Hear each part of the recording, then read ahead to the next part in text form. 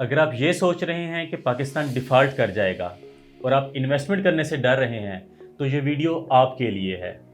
अस्सलाम वालेकुम, इत्माद इंटरनेशनल की जानिब से मैं हूं मोहम्मद ज़ुबैर अहसन। सबसे पहले मैं बात करूंगा दुनिया के तरक्की याफ्ता ममालिक की, जिनकी तरफ हम देख के कहते हैं कि यहाँ के जो सरमायाकार हैं उनकी सरमायाकारी बहुत महफूज है क्योंकि उनके पास बहुत सारे ऑप्शंस हैं और उनकी इकोनॉमी जो बहुत मजबूत है। तो सबसे पहले मैं उन ममालिक की बात करूँगा। देखें, जो दुनिया में तरक्की याफ्ता ममालिक हैं वो अपनी इकोनॉमी को स्ट्रॉन्ग करने के लिए या उसको बहाल रखने के लिए बैरूनी ममालिक से कर्ज़ा लेते हैं। तो अगर मैं हमारी दुनिया में जितने भी ममालिक हैं तरक्की याफ्ता ममालिक के बेहतरीन मुल्कों की बात करूँ, जिसमें चीन है, जापान है, इटली है, फ्रांस है, भारत है, तो ये सारे मुल्क जो हैं ये भी बाहर से कर्ज़े लेते हैं। अगर इन सब ममालिक का एवरेज हम कर्ज़ा निकालें तो 22 ट्रिलियन डॉलर्स इनका एवरेज बैरूनी कर्ज़ा है। आप ये सुनकर काफ़ी हैरान हुए होंगे, लेकिन ये हकीकत है क्योंकि दुनिया में जितने भी ममालिक हैं उनको अपनी मईशत को कंट्रोल करने के लिए बाहर से कर्ज़े लेने पड़ते हैं।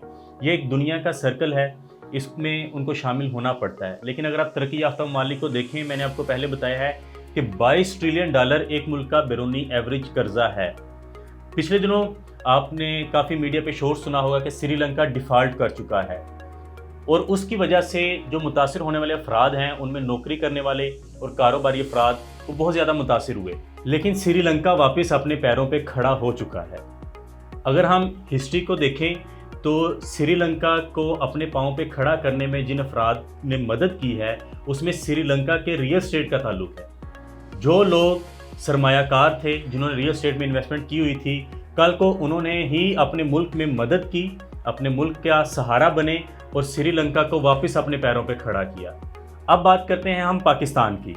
मैंने आपको पहले तरक्की याफ्ता मालिकों का बताया कि 22 ट्रिलियन डॉलर एवरेज एक मुल्क का बैरूनी कर्जा है। और अगर हम पाकिस्तान के कर्ज़ों की बात करते हैं तो यहाँ के अंदरूनी और बैरूनी कर्ज़ों को शामिल करें तो पाकिस्तान का टोटल कर्जा 130 अरब डॉलर है, जो दूसरे मालिकों की निस्बत कुछ भी नहीं है।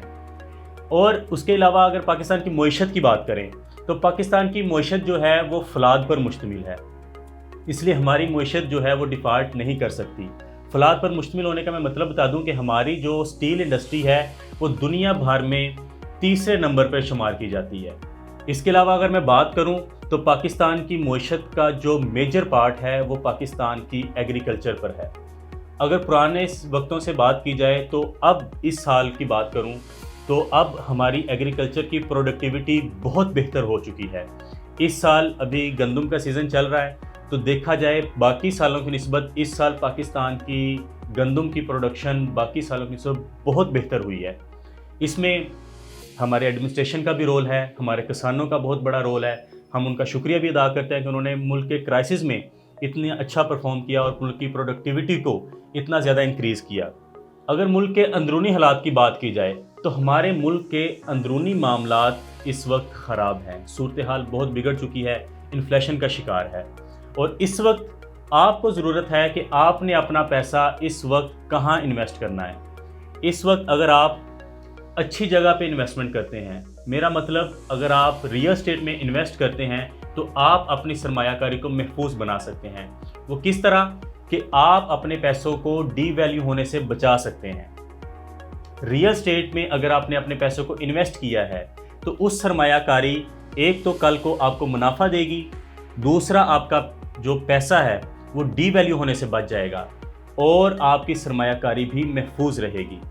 लिहाजा इस वक्त ख़ास तौर पे ओवरसीज़ पाकिस्तानियों से मैं ये कहना चाह रहा हूँ कि वो पाकिस्तान की रियल एस्टेट में इन्वेस्ट करें ताकि आपका पैसा महफूज हो, वो डीवैल्यू ना हो। इसके अलावा अगर आप इन्वेस्टमेंट करना चाहते हैं तो उसके लिए सबसे ज़्यादा जिस चीज़ का आपने ख्याल करना है कि आप किस अदारे के रेफरेंस से या किस अदारे के थ्रू आप अपनी इन्वेस्टमेंट कर रहे हैं।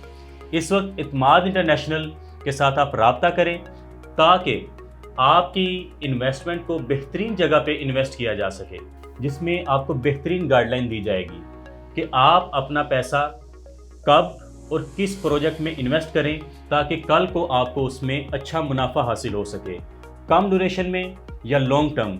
جو بھی آپ کی کیوری ہے اس کو بہترین طریقے سے آپ کو سولو کیا جائے گا، بہترین کنسلٹنسی ملے گی، لہٰذا آپ دیر مت کریں، ابھی اعتماد انٹرنیشنل کے دیے گئے نمبرز پر رابطہ کریں۔